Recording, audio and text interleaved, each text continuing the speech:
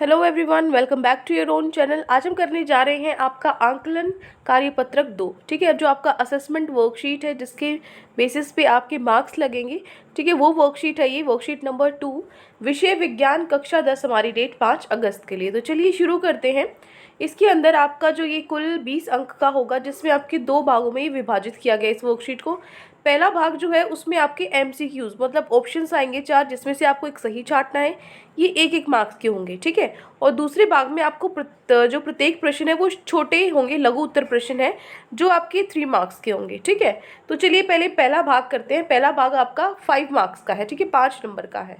तो आपको क्या करना है, दिए गए अनुच्छेद को ध्यानपूर्वक पढ़ना है और पूछे गए प्रश्नों का उत्तर देना है। पहले अनुच्छेद को पढ़ लेते हैं। ठीक है, आप iron, silver, aluminium, sulphur, calcium, potassium, copper, carbon, nitrogen, oxygen आदि इन सब तत्वों से परिचित है ना।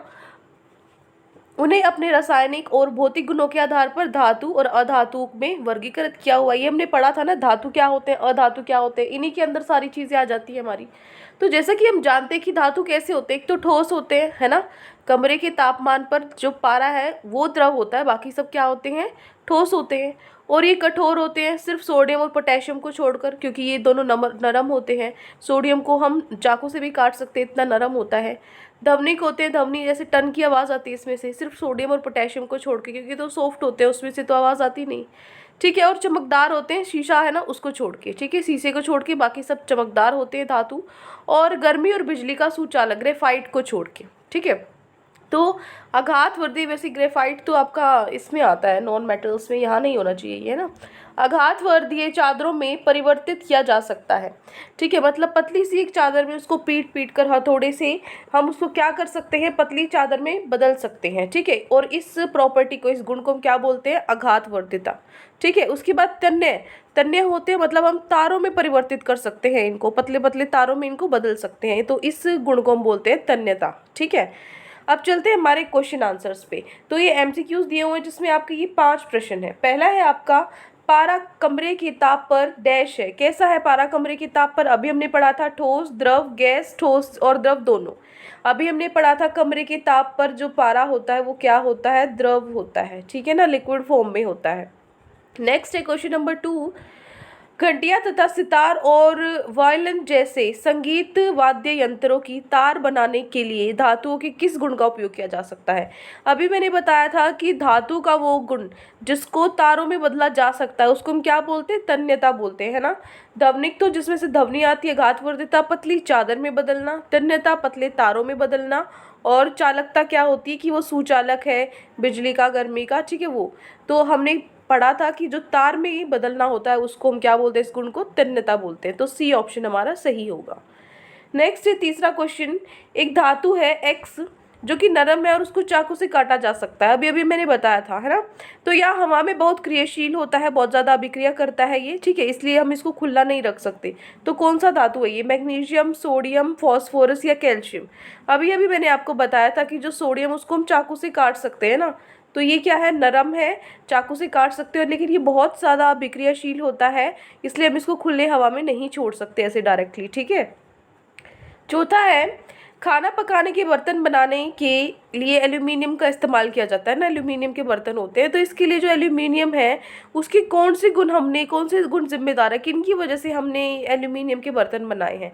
पहला है ऊष्मा का चालक, की इसमें से जो हीट है वो हो जा सकती है। बिल्कुल, अब हमें खाना बनाना है, अब गैस पे हमने रख दिया, उसमें से हीट नहीं होगी, वो गर्म ही नहीं होगा बर्तन, तो ना कुछ बनेगा ही नहीं, हमारा खाना ही नहीं बन पाएगा। तो इसलिए ऊष्मा का चालक तो होना ही चाहिए, तो ये पॉइंट तो है ही है। दूसरा, ध्वनि, ध्वनि से क्या लेना देना, चाहे ध्वनि हो चाहे ना हो, है ना, हमें उससे थोड़ी, हमें तो खाना पकाने से मतलब है। तन्यता, पतले तार थोड़ी है, हमें बर्तन में बनाना है, ये भी नहीं होगा। कठोर, कठोर होने चाहिए, अब ये तो है नहीं गैस पे रखते ही वो पिघल जाए, है ना, तो वो कठोर भी होना चाहिए। तो पहला और चौथा ही ऑप्शन सही बनता है। तो हमारे पास नीचे ऑप्शन है, ए है फर्स्ट और सेकंड, फर्स्ट और थर्ड, सेकंड और थर्ड, और फर्स्ट और फोर्थ। तो हमें पता है पहला और चौथा, मतलब ऊष्मा का चालक और कठोर, ये दोनों गुण होने चाहिए। ठीक है, हो गया। नेक्स्ट है आपका पांचवा, नाइट्रोजन एक डैश है, धातु है, अधातु, उपधातु, ना तो धातु है ना ही अधातु है। बताइए नाइट्रोजन एक क्या है? नाइट्रोजन एक अधातु है, ठीक है। जो ज़्यादातर जो धातु होते हैं वो तो क्या होते हैं, ठोस होते हैं। नाइट्रोजन गैस है, ठीक है। ये क्या है, एक अधातु है। तो ये हो गई आपके पांचों के पांचों प्रश्न एमसीक्यूज जो विकल्प वाले थे वो हमने कर लिए हैं, जिसमें से आपको एक सही छांटना था, ठीक है। साथ के साथ आप नोट डाउन कर सकते हैं। ये हो गया भाग 1 कंप्लीट, ठीक है। अब चलिए, अब हम चलते हैं हमारे भाग 2 पर। भाग 2 क्या है? भाग 2 में आपको ये 5 प्रश्न दिए गए हैं, ठीक है। ये 5 प्रश्न दिए गए हैं 6 से लेके 10, जो हर एक क्वेश्चन आपका 3 नंबर का होगा, ठीक है। तो चलिए एक एक करके इनकी हल कर लेते हैं। यहाँ मैंने आपके क्वेश्चन आंसर्स लिखे हुए हैं। पहला है आपका, यह देखा गया है कि एक पेंसिल शार्पनर एक चुंबक के दोनों ध्रुवों से आकर्षित हो जाता है, जबकि पेंसिल का जो शार्पनर है, ठीक है, मतलब जैसे ये आपका शार्पनर है, इसके अंदर यहाँ बीच में वो होता है जो शार्प करता है ना, वो तेज चाकू की तरह जो छिलता है, ठीक है, और बाहर ये प्लास्टिक का होता है। तो जो ये अंदर एक हिस्सा तो ऐसा होता है जो ध्रुवों, जो हमारी चुंबक है उसके ध्रुवों से चिपकता है, ठीक है, लेकिन एक भाग ऐसा होता है जो नहीं चिपकता। तो आपको ये बताना है कि उसमें कौन सी सामग्रियां हैं, उनके नाम आपको लिखने, जिनका उपयोग उसके भागों को बनाने के लिए किया गया है। तो देखो, जो हिस्सा चिपकता है ये किसका बना होता है, लोहे का बना होता है, और जो बाहर वाला हिस्सा जो नहीं चिपकता वो प्लास्टिक का बना होता है। ये तो आपको पता ही है ना, बिल्कुल सेकंड क्लास का क्वेश्चन है ये तो पेंसिल शार्पनर में जो भाग चुंबक के दोनों ध्रुवों से आकर्षित हो जाता है, ठीक है, वह क्या होता है, लोहे का बना है। जबकि जो भाग चुंबक से आकर्षित नहीं होता वह प्लास्टिक का बना है। यही हमें बताना था कि किस सामग्री का कौन से भाग बनाने में उपयोग हुआ है, ठीक है। तो जो चिपकता है वो लोहे का बना है, और जो नहीं चिपकता, नहीं आकर्षित होता चुंबक से, वो प्लास्टिक का बना है, ठीक है। तो इस तरीके से शार्पनर बना होता है। ये हो गया हमारा प्रश्न नंबर 6। अब आगे चलते हैं हमारे प्रश्न नंबर 7 पर। प्रश्न 7 है, एक चुंबक के 2 ध्रुव होते हैं, उत्तरी ध्रुव और दक्षिणी ध्रुव। तो बताइए क्या ये एक आकर्षण या प्रतिकर्षण होंगे? उत्तरी और उत्तरी ध्रुव आपस में क्या होंगे? ये आपस में चिपकेंगे या दूर भागेंगे? मैंने आपको बताया था जब हमने ये चैप्टर पढ़ा था वर्कशीट में, कि अगर एक समान ध्रुव होंगे, एक जैसे ध्रुव होंगे, तो प्रतिकर्षण करते हैं, दूर भागते हैं, और अलग अलग होते हैं तो वो आकर्षण करते हैं, ठीक है। तो उत्तरी और उत्तरी एक जैसे हैं तो ये क्या करेंगे, प्रतिकर्षण करेंगे। दूसरा, दक्षिणी और दक्षिणी ये भी एक जैसे हैं, ये भी क्या करेंगे, प्रतिकर्षण करेंगे, दूर भागेंगे एक दूसरे से। और उत्तरी और दक्षिण अपोजिट है, एक दूसरे से अलग है, तो वो चिपकेंगे, आकर्षण करेंगे, ठीक है। ये हो गया आपका प्रश्न number 7। Clear? Now moving to our question number 8। 8वां प्रश्न है आपका, विद्युत चुंबक क्या है, इसकी क्षमता को कैसे बदला जा सकता है? क्या है विद्युत चुंबक? तो विद्युत धारा के प्रभाव से जिस लोहे में चुंबकत्व उत्पन्न होता है उसे विद्युत चुंबक कहते हैं, ठीक है ना। मतलब बिजली की धारा, विद्युत की धारा की वजह से हम एक लोहे को चुंबक में परिवर्तित कर देते हैं, उसको बदल देते हैं, चुंबक बना देते हैं एक लोहे के टुकड़े को, उसमें से करंट, बिजली दौड़ा के, ठीक है। तो वो क्या होता है, विद्युत चुंबक होता है। अब आपको बताना है इसकी क्षमता को कैसे बदला जा सकता है। तो आप देखो, विद्युत चुंबक की क्षमता निम्नलिखित पर निर्भर करती है। नीचे 3 जो पॉइंट्स लिखे हुए हैं इन पर निर्भर करती है क्षमता, और इनके हिसाब से उसको बदला जा सकता है। पहला, विद्युत चुंबक पर लपेटे गए फेरों की संख्या, कि कितना ज़्यादा हमने ये इस पे जो टर्न्स हैं वो कितनी ज़्यादा ली हैं। दूसरा, इन फेरों में प्रवाहित विद्युत धारा का मान, कितना करंट, कितनी विद्युत इसमें से जा रही है। और चुंबकीय परिपथ की लंबाई, कितना लंबाई हमने उसकी ली है। इन तीनों फैक्टर्स पे डिपेंड करता है कि जो विद्युत चुंबक है उसको हम बदल सकते हैं। ज़्यादा करंट, ज़्यादा विद्युत धारा प्रवाहित कर कम करने के बाद, ठीक है, उसके हिसाब से ही जो विद्युत चुंबक है वो स्ट्रॉन्ग बनता है या वीक बनता है, ठीक है, उसके हिसाब से ही बनता है। तो ये हो गया आपका प्रश्न नंबर 8, जिसमें हमने विद्युत धारा की डेफिनेशन और क्षमता जो उसको बदल सकती है वो हमें लिख दी है, ठीक है। अब प्रश्न 8 के बाद चलते हैं हमारे प्रश्न नंबर 9 पे। प्रश्न 9 है, एक छड़ चुंबक पर ध्रुवों को अंकित नहीं किया गया है। आप कैसे पता लगाएंगे कि किस छोर के पास उसके उत्तर और दक्षिण ध्रुव स्थित है? आपको एक खाली चुंबक दे दी है, अब आपको नहीं पता कि इसमें से नॉर्थ जो उत्तरी ध्रुव कौन सा है और दक्षिणी ध्रुव कौन सा है, तो कैसे पता लगाओगे? तो क्या करना है, देखो, सबसे पहले छड़ चुंबक के मध्य भाग में एक धागे को बांधकर इसे स्वतंत्र रूप से लटका देंगे। बीच में धागा बांधा और उसको लटका देना। लटकाने के बाद अब उसको विराम अवस्था में आने देंगे, ठीक है, कि वो अपने आप, जैसे अब हमने लगाया था तो वो हिल रहा होगा, उसको रेस्ट पे आने दो। उसके बाद उनके दोनों को उनके दोनों को स्थिति को चिन्हित करेंगे, ठीक है। उसके बाद उनके दोनों को, एक मिनट, दोनों की स्थिति को चिन्हित करेंगे, ठीक है ना, कि कैसी स्थिति है उसका। हम देखेंगे कि जो एक सिरा उत्तर की ओर और दूसरा सिरा दक्षिण की ओर हो जाता है अपने आप ही, ठीक है। तो बार बार दोहराने पर भी हमेशा एक ही परिणाम देखने को मिलेगा ये।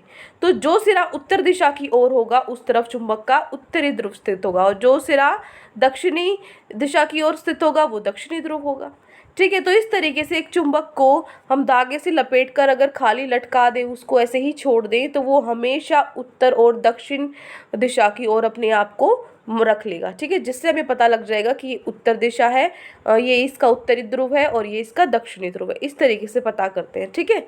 ये हो गया प्रश्न नंबर 9। अब चलते हमारे आखिरी प्रश्न पे। प्रश्न नंबर 10 है कि यदि एक चुंबक 2 टुकड़ों में टूट गया है, ठीक है ना, 2 टुकड़ों में तोड़ दिया, तो बनने वाले नए चुंबक में 2 ध्रुव होंगे, ठीक है। इस कथन की सही व्याख्या कीजिए। तो देखो, एक चुंबक के 2 ध्रुव अविभाज्य है, उनको हम विभाजित नहीं कर सकते। अगर टूटे हुए मैग्नेट स्वतंत्र मैग्नेट के रूप में कार्य करते हैं, मैग्नेट लिखा है यहाँ पे, आप चुंबक भी लिख सकते हो, ठीक है ना। टूटे हुए चुंबक, टूटे हुए मैग्नेट, या फिर मैं कर देती हूँ, 1 मिनट, ये भी ठीक है। चलिए अब ठीक है। तो टूटे हुए चुंबक स्वतंत्र चुंबक के रूप में कार्य करते हैं। अगर उसका हिस्सा टूट भी गया तो वो अपने आप में खुद में एक अलग चुंबक बन जाते हैं, ठीक है। तो प्रत्येक में 2 ध्रुव होते हैं, अभी भी उसका दक्षिण और उत्तरी ध्रुव होगा, ठीक है। तो यह निष्कर्ष निकलता है कि चुंबक हमेशा द्विध्रुवीय होते हैं। हम उनको तोड़ भी दे चाहे कितने भी हिस्सों में, अपने आप में एक नए चुंबक की तरह प्रतीत होते हैं, ठीक है। तो ये हो गया हमारा प्रश्न नंबर 10। तो ये 10 के 10 क्वेश्चन हमारे कंप्लीट होते हैं। आई होप आपको अच्छे से समझ में आ गए हैं। और बहुत बच्चे बोलते हैं कि आप बहुत बड़े आंसर्स लिखाते हो। बेटा ये देखो 3 मार्क्स का क्वेश्चन है, अगर आप उसमें 4-5 लाइन लिख देते हो तो मतलब अच्छा ही है ना, आपके मार्क्स जो अच्छे ही मिलेंगे आपको। अब आप 3 मार्क्स के क्वेश्चन में सिर्फ 1 लाइन लिख के आओगे, 2 लाइन लिख के आओगे, तो ऑब्वियसली आपके मार्क्स तो कटेंगे ना। तो आपको उस हिसाब से, जैसे कुछ क्वेश्चंस ऐसे होते हैं जो 5 नंबर में आते हैं, ठीक है ना। इस वर्कशीट में तो आपको नहीं दिया जाता ना कितने नंबर का क्वेश्चन है, लेकिन हमें पता है कि ये क्वेश्चन 5 नंबर में आता है, इसलिए हम उसको इतना बड़ा लिखवाते हैं कि 5 नंबर का आप उसको लिख सको। जो क्वेश्चन छोटे होते हैं उसके छोटे ही आंसर लिखवाते हैं, ठीक है। तो ये मैटर नहीं करता कि आप छोटे आंसर्स हैं या बड़े आंसर्स हैं, जैसा है आपको वैसा ही लिखना है। उतना करोगे तो आपके मार्क्स अच्छे आएंगे, ठीक है। चलिए, कोई भी डाउट है किसी क्वेश्चन में तो कमेंट सेक्शन में आप मुझसे पूछ सकते हैं। और अगर आपको लेक्चर अच्छा लगे तो चैनल को सब्सक्राइब कर सकते हैं, वीडियो को लाइक कर सकते हैं। आज के लिए इतना ही, मिलते हैं नेक्स्ट वीडियो में। Till then take care, bye bye.